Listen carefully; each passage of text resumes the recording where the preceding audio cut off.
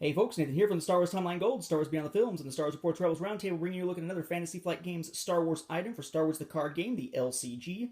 This is the first Force Pack in the Endor Cycle Solos Command. Note that Solos possessive, not Solo Command, with no apostrophe S, which was the book title. We of course have our packaging here, the little thing that tells you what it is that's on the back. When you view it, you flip it over, it has an advertisement on the back now. We have a rules supplement because this cycle is introducing two new things: new terminology, faction, and a new card type called mission. We'll look at these as we go very briefly. We have objective sets 185 to 189. We have a Rebel Alliance one, a neutral one for the Rebels, or for the light side. We have an Imperial Navy one, a Scum and Villainy one, and another neutral faction one for the dark side. So, got a few factions that are left out in the cold here. Each one does have a duplicate. There are none that are limited to one objective set per objective deck. Let's take a look. We have Shield Generator Assault, Han Solo, new Han, Spec Force Pathfinder, another Spec Force Pathfinder, Secret Objective, and a new mission card called Ground Support. Notice that this looks a lot like an objective card, except it says mission down there over the symbol, whereas an objective card says objective. A mission card is basically an objective card that you play into the objectives over on the other side of the play area, the stuff that's being controlled by your opponent. And when you take it out, the same way you take out a regular objective, there's a powerful reaction that happens. In this case, reaction. After this mission is completed, meaning it goes to your victory pile, deal 1 damage to each enemy unit and objective. So basically, like, instead of having only objectives under their control on their side, you can toss some in there and sort of screw with them.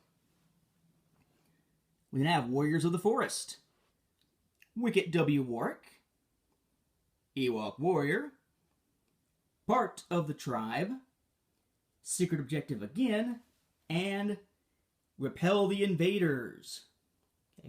Now, Secret Objective, you'll notice, if you're the attacking player, you may choose an enemy objective that you have not engaged this phase. If you do, you're now engaged with the chosen objective instead. I kind of like that. Then, for the dark side, we have the Emperor's Legion, Lieutenant Renz, Scout Trooper, another Scout Trooper, the Imperial version of Secret Objective, and Prepared Ambush. Then we've got, for Scum and Villainy, the Droid Revolution on Mechas 3, kind of a cool callback to the Legends continuity there. IG-88B, remember in Legends there were multiple IG-88s, 4 of them back in that short story in Tales from the Bounty Hunters. Assassin Droid, K4 Security Droid, Illegal Modifications, and Prize Possession. Notice this one does not have a mission card. Right? There's 2 missions for the light side, 2 for the dark side. So there had to be one of these dark side ones that doesn't have one in order to keep it even. Then we've got Mission Command, Contract Hunter, another Contract Hunter, Filthy Accusations, Secret Objective again, and Assassination Contract. So we've got 5 objective sets, 3 dark side, 2 light side. Each side has 2, one neutral, one faction-oriented, that has a mission card with it. And then each one has 2 that has Secret Objective in there as well. So kind of neat that they sort of balance that out, at least to an extent. Now that other thing, keyword faction, check out here for this Contract Hunter. This unit deals double damage to out-of-faction units and objectives.